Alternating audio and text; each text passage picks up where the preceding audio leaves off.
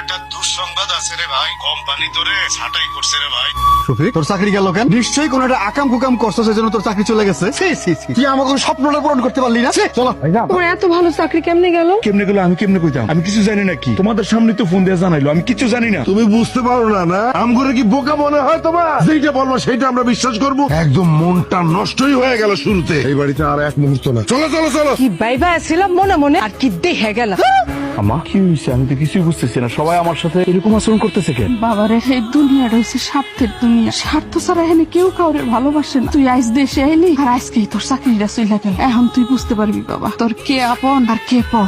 কিরে রফিক, ছোট ভাইটা এত বছর পরে বিদেশ থেকে আইলো, পরে নিয়ে খাইতে বলে ভালো হইতো না? অসুবিধা খাইতে বসার কি আছে? আর কি হাত পাও নাই? নিজের খাবার নিজে নিয়ে খাইতে পারবো না? না করে মুখে তুই খাওয়াই জানা লাগবো? এমন করে কইতাছিস কেন? বাইরে নিয়ে খাইতে বলে ভালো লাগতো না? আপনি এত কথা কইন না তো আম্মা। এই বাড়ি আজ বাদে কাল ভিন্ন হইব, তখন তো সবাই আলাদা আলাদাই খাইবো। সেই খাওনটা এখন খালি সমস্যা কি? কি ব্যাপার ভাবি? কি বললেন? বাড়ি আলাদা হইব মানে? যা কই ঠিক কথাই কই। বিনোদ ওই বই, এতদিন তুই দেশের বাইরে ছিলি, টাকা পয়সা পাঠাইছস, সংসার ঠিকঠাক মতো চলছে, কোনো অসুবিধা হয় না। এখন তুই দেশে আইছস, তুই বিদেশ থেকে যে সমস্ত টাকা পয়সা তোর শ্বশুর বাড়িতে পাঠাইছস, সেখান থেকে টাকা পয়সা আই না তুই মজ মস্তি করবি, তুই মিষ্টি খাবি, আমাকে কি ভাগ দিবি?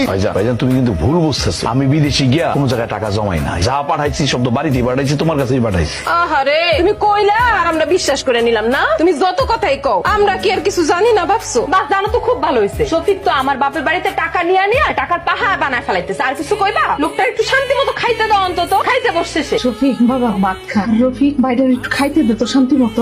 ভাই ভাবি যা খুশি বলো, তাতে আমি কোনো কিছু মনে করতেছি না। আমি আর কি কমো? তুই যতদিন বিদেশ ছিলি, কাজ করছস, টাকা পাঠাইছস, সংসার সুন্দর মতো চলছে। এখন এত বড় সংসারের ঘানি আমার একার পক্ষে টানা তো আর সম্ভব না। আর তুমি তোমার আদরের পুত্র ধনের মুখে তুলে খাওয়াই দাও। ভাইজান ভাবি বাড়িতে জীবিত এসে মনে হয় ভুলই করে ফেলাইছি। আসার পর কে কি করতেছে আমি কিছুই বুঝতেছি না। আমি এদের কারোর মনে চিনি না। আমার মনে হয় কি জানো, বাড়িতে জীবিত না এসে যদি লাশ হয়ে ফিরতে পারতাম, তাইলে মনে হয় অনেকেই খুশি হইতো। অন্তত পক্ষে কোম্পানি থেকে কিছু টাকা পাইতো। না আমার কাছে কি মনে করে বাড়িতে বড় ভাই কেমন কেমন যেন করতেছে, মনে হয় আলাদা হয়ে যেতে চায়। কিন্তু সমস্যা হলো কি আব্বা, এই মুহূর্তে তো আমার হাতে টাকা পয়সা নাই। আমি কি তোমার জন্য টাকা পয়সা নিয়ে বসে আছি নাকি? আব্বা আমি তো সেই কথা বলতেছি না। আসলে আমি যেহেতু এখন বেকার, আমি চাইতেছি আরেকবার বিদেশে যাই। এই মুহূর্তে তো আমার হাতে টাকা পয়সা নাই। কিছু টাকা পয়সা যদি দিতেন তাহলে আবার বিদেশ যেতাম। থামো বাবাজি, তুমি যে কি উদ্ধার করছো এটা আমগো জানাস। তোমার দিয়ে এটা সম্ভব না। তুমি কইতে পারো যে বিদেশে গিয়ে আমগো কয়দিন মনে রাখছো? এই 4টা বছরে তুমি আমগো নাকি কি করছো? কি করছো যে এত বড় বড় কথা কইতাছো? আম্মা আমি বিদেশে থাকা অবস্থায় আলেয়া যতবার আপনাদের কথা কইছে, আপনাদের সমস্যার কথা কইছে, আমি তো টাকা পয়সা পাঠাইছি। বিদেশে থেকে এর চেয়ে বেশি আর কি করতে পারবো?